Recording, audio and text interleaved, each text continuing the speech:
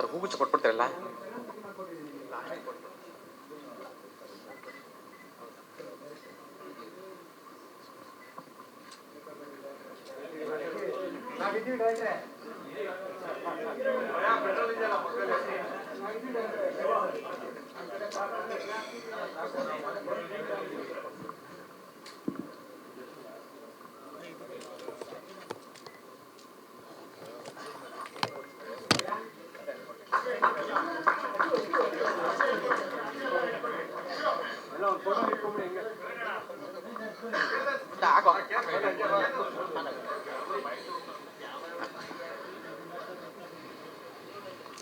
ಇವತ್ತು ದೇಶದ ಬೆನ್ನೆಲುಬು ರೈತ ಅಂತ ಹೇಳ್ತಾ ಇದ್ದಾರೆ. ಯುವ ರೈತ ಇವತ್ತು ಹೆಚ್ಚಿನ ಮಟ್ಟದಲ್ಲಿ ಯುವ ರೈತರು ಇವತ್ತು ವ್ಯವಸಾಯಕ್ಕೆ ಬರ್ತಾ ಇಲ್ಲ.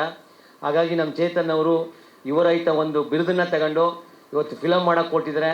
ಹಾಗಾಗಿ ಇಡೀ ದೇಶದಲ್ಲಿ ಇವತ್ತು ಏನು ರೈತರು ಎಲ್ಲ ರೀತಿಯ ಶೋಷಣೆಗೆ ಒಳಪಡೋನೇ ರೈತ, ಅದ್ರ ಬೆನ್ನೆಲುಬು ಅಂತ ಹೇಳ್ತಾರೆ, ಶೋಷಣೆಗೆ ಒಳಪಡೋನೇ ರೈತ.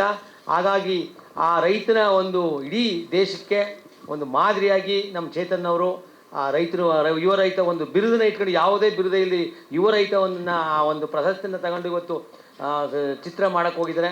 ನಮ್ಮೆಲ್ಲರ ರೈತರ ಪರವಾಗಿ, ನಮ್ಮ ಸಂಘಟನೆಗಳ ಪರವಾಗಿ, ತಮ್ಮೆಲ್ಲರ ಪರವಾಗಿ ದೇವರು ಒಂದು ಒಳ್ಳೆಯ ಅವಕಾಶ ಮಾಡಿಕೊಟ್ಟಿದೆ. ಎಲ್ಲರೂ ನಾವು ಶುಭ ಹೇಳೋಕ್ಕೆ ಇಷ್ಟಪಡ್ತೀವಿ. ನಮ್ಮೆಲ್ಲರ ಪ್ರೋತ್ಸಾಹ ಅವ್ರ ಮೇಲೆ ಇರ್ತದೆ. ನಮ್ಮೆಲ್ಲ ಇಡೀ ಕರ್ನಾಟಕದ ರಾಜ್ಯದ ರೈತರ ಒಂದು ಆಶೀರ್ವಾದ ಅವ್ರ ಮೇಲೆ ಇರುತ್ತೆ ಅಂತ ನಾನು ಹೇಳೋಕ್ಕೆ ಇಷ್ಟಪಡ್ತಾ ಇದ್ದೀನಿ. ದೇಶಕ್ಕೆ ಅನ್ನ ಕೊಡೋ ರೈತನ ಪಾದಗಳಿಗೆ ನಮಸ್ಕಾರ ಮಾಡ್ತಾ ಶುರು ಮಾಡ್ತೀನಿ. ಯಾಕಂದರೆ ಈಗ ಸರ್ ಮಾತಾಡಿದ್ದು ನಿಜವಾಗ್ಲೂ ಮನಸ್ಸಿಗೆ ಮುಟ್ತು. ದೇಶದ ಬೆನ್ನೆಲುಬು ರೈತ, ಇಲ್ಲಿ ಯುವ ರೈತ ಒಂದು ಚಿತ್ರರಂಗಕ್ಕೆ ಬಂದು ಒಂದು ಸಿನಿಮಾ ಮಾಡಬೇಕು ಅನ್ನೋ ಆಸೆಯಲ್ಲಿ ಬಂದಿದ್ದಾರೆ. ಸೊ ಎಲ್ಲ ನಾಡಿನ ರೈತರ ಆಶೀರ್ವಾದ ಹಾಗೆ ಕಲಾಭಿಮಾನಿಗಳ ಆಶೀರ್ವಾದ ನಿಮ್ಮ ಮೇಲೆ ಇರಲಿ ಚೇತನ್. ಆಲ್ ದ ಬೆಸ್ಟ್ ನಿಮಗೆ ಫಸ್ಟ್ ಆಫ್ ಆಲ್. ಜೊತೆಗೆ ಈ ಚಿತ್ರದ ಕಥೆನ ಚೇತನ್ ಅವರೇ ಬರೆದಿರೋದು, ಜೊತೆಗೆ ನಿರ್ಮಾಣದ ಜವಾಬ್ದಾರಿನೂ ಕೂಡ ಅವರೇ ಹೊತ್ತಿದ್ದಾರೆ. ಸೊ ನಮ್ಮ ಮಂಡ್ಯದ ಮತ್ತೊಬ್ಬರು ಕಲಾವಿದರು ಇಂಡಸ್ಟ್ರಿಗೆ ಬರ್ತಾ ಇದ್ದಾರೆ. ನನ್ನ ಕಡೆಯಿಂದ ಒಂದು ರಿಕ್ವೆಸ್ಟು, ಹೀರೋ ಅಂತ ಬರಬೇಡಿ, ಒಳ್ಳೆ ನಟ, ಒಳ್ಳೆ ಕಲಾವಿದ ಅಂತ ಬನ್ನಿ ಅಷ್ಟೆ. ಒಳ್ಳೆ ಕಲಾವಿದರಾಗಿ ನೂರಾರು ಸಿನಿಮಾಗಳನ್ನ ಮಾಡಿ ಅಂತ ನನ್ನ ಕಡೆಯಿಂದ ಆಶಿಸ್ತೀನಿ. ಜೊತೆಗೆ ಒಂದು ದೊಡ್ಡ ತಾರಾ ಬಳಗ, ಅದ್ರ ಜೊತೆಗೆ ನಮ್ಮ ಮಾಸ್ತಿ ಸರ್ ಅವರ ಡೈಲಾಗು, ಸೊ ಮತ್ತೆ ಈ ಒಂದು ಚಿತ್ರಕ್ಕೆ ಸ್ಟ್ರೆಂತ್ನ ಕೊಡ್ತಾ ಇದೆ. ದಯವಿಟ್ಟು ಎಲ್ಲರೂ ಕೂಡ ಈ ಯುವ ರೈತ ನಮ್ಮ ಚೇತನ್ ಅವರ ಸಿನಿಮಾಗೆ ಸಪೋರ್ಟ್ ಇರಲಿ ನಿಮ್ಮೆಲ್ಲರದು.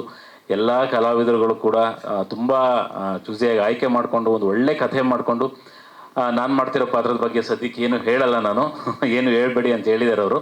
ಸೊ ಹಾಗಾಗಿ ಒಂದು ಒಳ್ಳೆ ಪಾತ್ರನ ಈ ಸಿನಿಮಾದಲ್ಲಿ ಮಾಡ್ತಾಯಿದ್ದೀನಿ. ಸೊ ಒಳ್ಳೆಯದಾಗಲಿ, ನೂರಾರು ಸಿನಿಮಾಗಳನ್ನ ಮಾಡುವಂಥ ಶಕ್ತಿನ ನಿಮಗೆ ಈ ಒಂದು ಸಿನಿಮಾ ಕೊಡಲಿ ಅಂತ ಹೇಳ್ಬಿಟ್ಟು ಕೇಳ್ಕೊಳ್ತೀನಿ.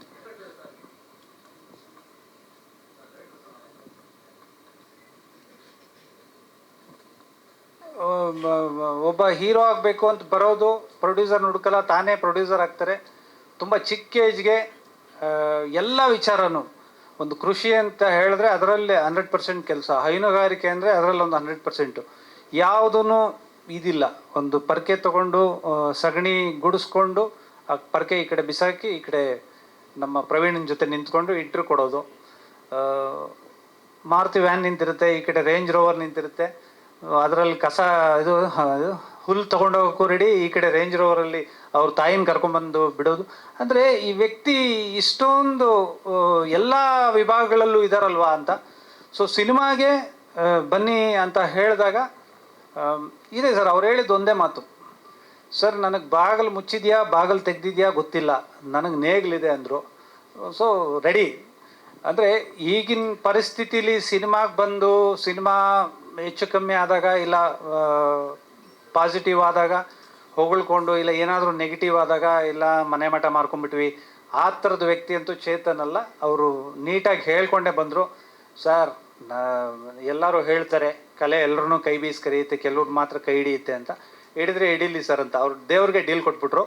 2006 ದುನಿಯಾ ರಿಲೀಸ್ ಆದಾಗ ನಮ್ಮ ಗೆಳೆಯ ಮಾಸ್ತಿ ಇಲ್ಲೇ ಇದ್ದಾರೆ, ಅಲ್ಲಿ ಪೆಟ್ರೋಲ್ ಅಂತ ಬರೆದಿದ್ರು ಸೂರಿ. ಸೇಮ್ ಮತ್ತೆ ಇವರು ಬರವಣಿಗೆಯಲ್ಲಿ ಅದೇ ನನ್ನ ಪಾತ್ರಕ್ಕೆ ಪೆಟ್ರೋಲ್ ಅಂತಲೇ ಇಟ್ಟಿದ್ದಾರೆ ಈ ಸಿನಿಮಾದಲ್ಲಿ. ಇದು ಮಂಡ್ಯ ಆದವರು ನಮ್ಮ ಚೇತನ್ನು, ನಾನು ಮಂಡ್ಯ ಭಾಗದಿಂದನೇ ಬರೋದು. ನಾವು ರೈತರಾಗಿ, ಅವರು ಒಬ್ಬ ರೈತರಾಗಿ ಅನ್ನೋದಕ್ಕಿಂತ ಹೆಚ್ಚಾಗಿ ನಾವು ಹೈನುಗಾರಿಕೆ ಮಾಡ್ಕೊಂಡೆ ಬೆಳೆದು ಬಂದಿದ್ದು ಬೆಂಗಳೂರಲ್ಲಿ. ಅವರು ಮಂಡ್ಯದಲ್ಲಿ ಹೈನುಗಾರಿಕೆ ಮಾಡ್ಕೊಂಡು ಬೆಳೆದಿದ್ದಾರೆ. ತುಂಬ ಖುಷಿ ಆಗುತ್ತೆ. ನನಗೊಂದು ಪ್ರಾಮಿಸ್ ಮಾಡಿದ್ದಾರೆ, ಹಸು ಕೊಡ್ತೀನಿ ಅಂತ. 60 ಹಸು ಸಾಕಿದ್ದಾರೆ ಅವರು. ನಾನೀಗ ಒಂದು 10 ವರ್ಷ ಆಯಿತು ಹಸುಗಳೆಲ್ಲ ಸಾಕೋದು. ಮತ್ತು ನಾನು ಈಚೆ ಕಡೆ ಒಂದು ಡೈರಿ ಫಾರ್ಮ್ ಮಾಡ್ತಾ ಇದ್ದೀನಿ, ರೀಸೆಂಟಾಗಿ ಸ್ಟಾರ್ಟ್ ಮಾಡ್ತೀನಿ. ಫಸ್ಟ್ ಹಸು ನಮ್ಮೂರಿಂದನೇ ಬರ್ತೈತೆ, ಅದು ನನಗೆ ಪ್ರಾಮಿಸ್ ಮಾಡಿದ್ದಾರೆ ನಮ್ಮ ಹೀರೋ. ಅದೊಂದು ಖುಷಿ ಇದೆ. ಸಿನಿಮಾ ಒಳ್ಳೇದಾಗಲಿ ಚೇತನ್ ಅವರೇ, ನೀವು ನಮ್ಮ ನಾಯಕ ನಟರಾಗಿ ಎತ್ತರಕ್ಕೆ ಬೆಳೀರಿ ಅಂತ ಕೇಳ್ಕೊಳ್ತೀನಿ. ಮತ್ತು ನೀವು ಶ್ರಮಪಟ್ಟು ದುಡ್ದಿರೋ ಹಣ ತಂದು ನಮ್ಮ ಸಿನಿಮಾ ರಂಗಕ್ಕೆ ಬಂದು ಸಿನಿಮಾದಲ್ಲಿ ಆಗ್ತಾಯಿದ್ದೀರಾ, ಅದಕ್ಕೆ 2 ಪಟ್ಟು 3 ಪಟ್ಟು ಜಾಸ್ತಿ ಬರಲಿ ಅಂತ ಕೇಳ್ಕೊಳ್ತೀನಿ ದೇವರಲ್ಲಿ. ಶ್ರಮಜೀವಿ. ಭಾಳ ಹಿಂದೆ ನನ್ನ ತೋಟಕ್ಕೆ ಒಂದ್ಸತಿ ಬಂದಿದ್ದರು, ನಮ್ಮ ಅದೇ ಮಂಡ್ಯದ ನರಳಿ ಜ್ಞಾನೇಶ್ ಅಂತ ನನ್ನ ಶಿಷ್ಯ. ಅವನ ಜೊತೆ ಬಂದಿದ್ದರು. ಅಲ್ಲಿ ಬಂದಾಗ ನೆನಪು ಮಾಡಿದ್ರು. ಭಾಳ ಖುಷಿ ಆಗುತ್ತೆ. ಒಬ್ಬ ರೈತನ ಮಗನಾಗಿ ಹುಟ್ಟಿ ರೈತನಾಗಿ ಜೀವಿಸ್ಕೊಂಡು 4 ಕಾಸು ಸಂಪಾದನೆ ಮಾಡಿಕೊಂಡು ಆ ಚೇತು ಬಂದಂಥ ರೀತಿ ನೋಡಿ ಭಾಳ ಖುಷಿ ಆಯಿತು. ರೈತರೆಲ್ಲ ಕಷ್ಟಜೀವಿಗಳು ಅಂತಾರೆ, ರೈತರಲ್ಲೂ ಚೇತು ಥರ ಸುಖಜೀವಿ ಇದ್ದಾರಲ್ಲ ಅನ್ನೋ ದೊಡ್ಡ ಖುಷಿ ಆಯಿತು. ನಾನು ಪಕ್ಕಾ ರೈತನಲ್ಲದೇ ಇದ್ದರೂ ಈಗ ರೈತ ಆಗೋದಕ್ಕೆ ಹೊರಟಿದ್ದೀನಿ, ಚೇತು ಗೊತ್ತು. ಬಟ್ ರೈತ ಹೋರಾಟದಲ್ಲಿದ್ದವರೆಲ್ಲ ಪಾಂಡುರಂಗ ವಿಠಲ್ ಇರ್ಬೋದು, ಹಾಸನದ ಮಂಜುನಾಥ್ ದತ್ತ ಪ್ರೊಫೆಸರು, ಇವ್ರ ಜೊತೆ ಒಡನಾಟ, ನಂಜುಂಡೇಗೌಡ, ಇವ್ರ ಜೊತೆ ಎಲ್ಲ ತುಂಬ ಕಳೆದ 40 ವರ್ಷಗಳ ಹಿಂದಿನ ಒಡನಾಟ ಇತ್ತು ನನಗೆ, ನಾನಾಗ ವಿದ್ಯಾರ್ಥಿಯಾಗಿದ್ದಾಗ. ಆ ನೆನಪುಗಳೆಲ್ಲ ಬಂತು. ಮತ್ತು ಹಾಸನದ ಹೆರಗು ವಾಸು ಅವರು ಜಿಲ್ಲಾ ಪರಿಷತ್ ಅಧ್ಯಕ್ಷರಾಗಿದ್ದರು, ಅವ್ರ ಜೊತೆನೂ ಒಡನಾಟ. ಮತ್ತು ಪ್ರಕಾಶು, ನಾನು ವಿಷ್ಣುವರ್ಧನ ಸಿನಿಮಾ ಪೋಸ್ಟ್ ಪ್ರೊಡಕ್ಷನ್ ಸ್ಟುಡಿಯೋಲ್ಲಿ ಆದಾಗ ಮತ್ತು ಅದನ್ನು ನಾನು ಆ್ಯಕ್ಟ್ ಮಾಡಿದಾಗ ಡೈರೆಕ್ಟ್ ಆಗಿದ್ದವರು. ಒಳ್ಳೆ ಉತ್ಸಾಹಿ, ಒಳ್ಳೆ ಕತೆ ಮಾಡ್ಕೊಂಡಿದ್ದಾರೆ. ಕತೆ ನನ್ನ ಪಾತ್ರ ಏನು ಅಂತ ನಾನು ಹೇಳೋಕ್ಕೆ ಹೋಗಲ್ಲ, ಯಾಕೆಂದರೆ ಪ್ರತಿಯೊಬ್ಬರು ನಾವು ಇರೋರೆಲ್ಲ ಸ್ಟೇಜ್ ಮೇಲೆ ಎಲ್ಲರೂ ನಮ್ಮ ಪಾತ್ರ ಹೇಳ್ತಾ ಹೋದರೆ ಕತೆನ ಇಲ್ಲೇ ರಿವೀಲ್ ಮಾಡ್ದಂಗಾಗತ್ತೆ. ಸೊ ಇದೆಲ್ಲದಕ್ಕಿಂತ ಬೆನ್ನೆಲುಬಾಗಿ ಶ್ರೀಧರ್ ಸಂಭ್ರಮ್ ಇದ್ದಾರೆ, ಒಳ್ಳೆ ಮೆಲೋಡಿ ಸಾಂಗ್ಸ್ ಕೊಡುವಂಥ ವ್ಯಕ್ತಿ. ಮತ್ತು ಕನ್ನಡಕ್ಕೊಬ್ಬರೇ ಆಸ್ತಿ ಮಾಸ್ತಿ, ಆವಾಗ ಆ ಮಾಸ್ತಿ ಅವರಿದ್ದು, ಈ ಮಾಸ್ತಿ ಅವರಿದ್ದಾರೆ, ಮಾಸ್ತಿ ಉಪ್ಪಾರಳ್ಳಿ ಅವರು. ಸೊ ಈಗ ಮಾಸ್ತಿ ವೆಂಕಟೇಶ ಅಯ್ಯಂಗಾರು ಅವರ ಜಾಗ ತುಂಬಬೇಕು ಮುಂದೆ. ಸಾಹಿತ್ಯಿಕವಾಗಿ ತುಂಬ ಓದಿದ್ದಾರೆ, ತುಂಬ ತಿಳ್ಕೊಂಡಿದ್ದಾರೆ. ಬರೀ ಸಿನಿಮಾಗೆ ಸೀಮಿತವಾಗಬಾರ್ದು ಅವ್ರದ್ದು, ಸಾಹಿತ್ಯ ಕ್ಷೇತ್ರದಲ್ಲೂ ಅವರು ಮುಂದುವರಿಲಿ. ರೈತನಾಗಿ ಏನು ಯಶಸ್ಸು ಗಳಿಸಿದ್ಯಾ ಚೇತು, ಸಿನಿಮಾ ರಂಗದಲ್ಲೂ ಒಳ್ಳೆ ಕಲಾವಿದನಾಗು. ನಮ್ಮ ಕ್ಯಾಪೇಟೆ ಹೇಳಿದಾಗೆ ಹೀರೋ ಆಗೋ ಅಂತ ಭ್ರಮೆನ ಬಿಟ್ಟು ನಾನು ಒಳ್ಳೆ ಕಲಾವಿದನಾಗಬೇಕು ಅನ್ನೋದನ್ನು ಮನಸ್ಸಲ್ಲಿ ಇಟ್ಕೊಂಡ್ರೆ ನಿಜವಾಗ್ಲೂ ನೀನು ಒಳ್ಳೆ ಕಲಾವಿದ, ನಾಯಕ ನಟಾಗಿ ಬೆಳಿತೀಯ. ಕತೆ ತುಂಬ ಚೆನ್ನಾಗಿದೆ. ಚಿತ್ರಕಥೆನ ಚೇತನ್ ಅವರೇ ಬರೆದಿದ್ದಾರೆ, ತುಂಬ ಚೆನ್ನಾಗಿ ಬರೆದಿದ್ದಾರೆ. ಪ್ರಕಾಶ್ ಅವರು ಸಾಥ್ ಕೊಡ್ತಿದ್ದಾರೆ. ಹಾಗೆ ಯೋಗಿ ಸರ್ ತುಂಬ ಎಕ್ಸ್ಪೀರಿಯನ್ಸ್ ಇರುವಂಥ ಅಸೋಸಿಯೇಟ್ ಕೂಡ ಇದ್ದಾರೆ. ಒಳ್ಳೆ ಟೆಕ್ನಿಕಲ್ ಟೀಮ್ ಇದೆ. ಇವತ್ತಷ್ಟೇ ಮುಹೂರ್ತ ಆಗಿದೆ. ನಾನೊಂದು ಒಳ್ಳೆ ಪಾತ್ರ ಮಾಡ್ತಾ ಇದ್ದೀನಿ. ಸೊ ಆದಷ್ಟು ಬೇಗ ಶೂಟಿಂಗ್ ಮುಗಿಸ್ಕೊಂಡು ಮತ್ತೆ ನಾವು ಸಿಗ್ತೀವಿ. ಒಳ್ಳೆಯದಾಗಲಿ ದೇವಿ ಚಿತ್ರಕ್ಕೆ. ಈ ಫಿಲಮಲ್ಲಿ ನೀವೇ ಮಾಡಬೇಕು ಆ್ಯಕ್ಟಿಂಗ್ನ ಅಂತ, ಹಂಗಾಗಿ ನನಗೊಂದು ಅವಕಾಶ ಕೊಟ್ಟಿದ್ದಾರೆ ಫಿಲಮಲ್ಲಿ ಮಾಡೋಕ್ಕೆ ದೇವಿ ಸಿನಿಮಾದಲ್ಲಿ. ಹಂಗಾಗಿ ಅವ್ರಿಗೆ ತುಂಬ ಥ್ಯಾಂಕ್ಸ್ ಹೇಳ್ತೀನಿ. ದೇವಿ ಸಿನಿಮಾನ ಎಲ್ಲರೂ ಒಗ್ಗಟ್ಟಾಗಿ ಪ್ರೀತಿಯಿಂದ ಕೆಲಸ ಮಾಡೋದೇ ಎಲ್ಲರೂ ಅಂತ ಹೇಳ್ಕೊಂಡು, ಈ ಸಿನಿಮಾದಲ್ಲಿ ದೇವಿಗೊಬ್ಬ ದೇವರಂಥ ಫ್ರೆಂಡಾಗಿ ಕೆಲಸ ಮಾಡ್ತಾ ಇದ್ದೀನಿ. ಸೊ ಇದರಲ್ಲಿ ತುಪ್ಪದಲ್ಲೂ ಇರ್ತೀನಿ, ಹಾಲು ತುಪ್ಪದಲ್ಲೂ ಇರ್ತೀನಿ. ಸೊ ಒಟ್ಟಾರೆ ದೇವಿ ಫ್ರೆಂಡಾಗಿ ಇದು ಮಾಡ್ತಾಯಿದ್ದೀನಿ. ಆ್ಯಂಡ್ ಮಾಸ್ತಿ ಸರ್ ರೈಟಿಂಗ್ನ ನಾವು ಇಷ್ಟು ವರ್ಷ, ನಾನಂತೂ ಅವ್ರ ರೈಟಿಂಗಲ್ಲಿ ವರ್ಕ್ ಮಾಡಿರಲಿಲ್ಲ, ಎಂಜಾಯ್ ಮಾಡ್ತಾ ಇದ್ವಿ. ಇವತ್ತು ಅವ್ರ ರೈಟಿಂಗನ್ನ ನಾವು ಡೆಲಿವರಿ ಮಾಡೋದು ನಮ್ಮದು ಒಂದು ಕನಸು, ಸಿನಿಮಾದಲ್ಲಿ ಇವ್ರ ಜೊತೆ ಕೆಲಸ ಮಾಡಬೇಕು, ಈ ಟೆಕ್ನಿಷಿಯನ್ಸ್ ಜೊತೆ ಅಂತ.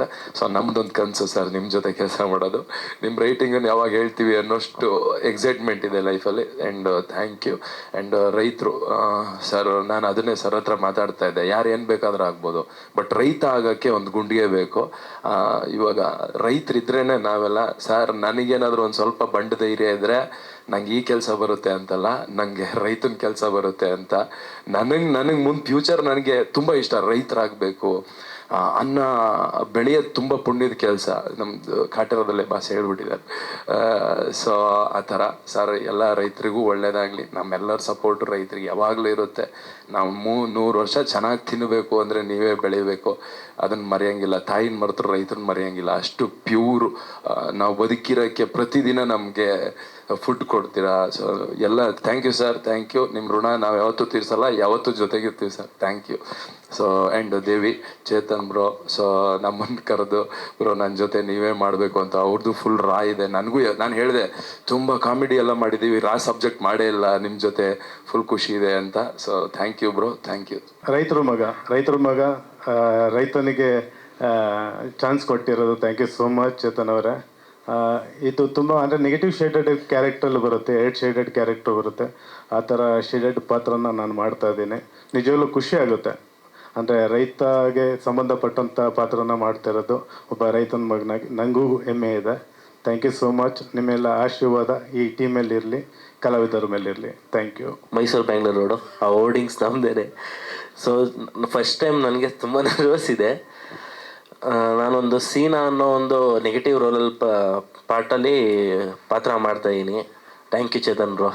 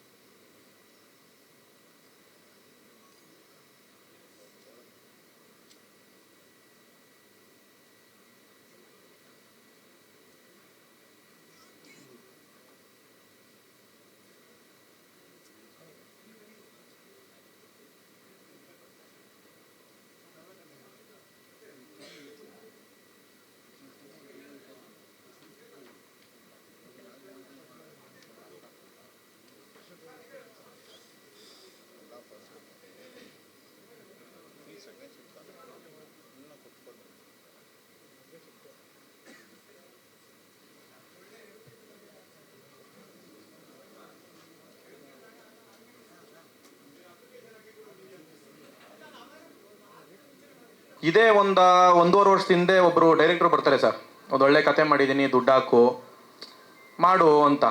ನಾವು ಹಳ್ಳಿ ಜನ, ಮುಗಿದ್ರು, ಗೊತ್ತಾಗಲ್ಲ. ಅದು ಮಂಡ್ಯ ಜನ ನಾವು, ನಮಗೇನು ಗೊತ್ತಾಗಲಿಲ್ಲ. ಸರಿ ಆಯಿತು ಅಂದ್ಬಿಟ್ಟು ಒಂದಷ್ಟು ಹಾಕ್ದೆ, ಎಲ್ಲ ಆಯಿತು. ಕೊನೆಗೆ ಡೈರೆಕ್ಟ್ರ್ ಇಲ್ಲಿ ಅಂತ ಹುಡುಕ್ತಾ ಇದ್ದೀನಿ. ನಾನು ಒಬ್ಬನೇ ಇರೋದು, ಡೈರೆಕ್ಟ್ರೇ ಇಲ್ಲ. ಡೈರೆಕ್ಟ್ರ್ ಎಲ್ಲಿ ಹೋದ್ರು ಅಂದರೆ, ಇಲ್ಲಪ್ಪ ನಾನು ಮಾಡೋಕ್ಕಾಗಲ್ಲ ಸಿನಿಮಾ. ಸರಿ ಆಯಿತು, ನಮಗೆ ಸಿನಿಮಾ ಇಂಡಸ್ಟ್ರಿ ಸೆಟ್ ಆಗಲ್ವೇನೋ, ನಾವು ರೈತರಾಗೆ ಉಳ್ಕೊಬಿಡೋಣ ಅಂತ ಊರ ಕಡೆ ಹೋಗೋಣ ಅಂತ ಹೋಗ್ತೀನಿ. ಒಂದು ಫೋನ್ ಕಾಲ್ ಬರುತ್ತೆ.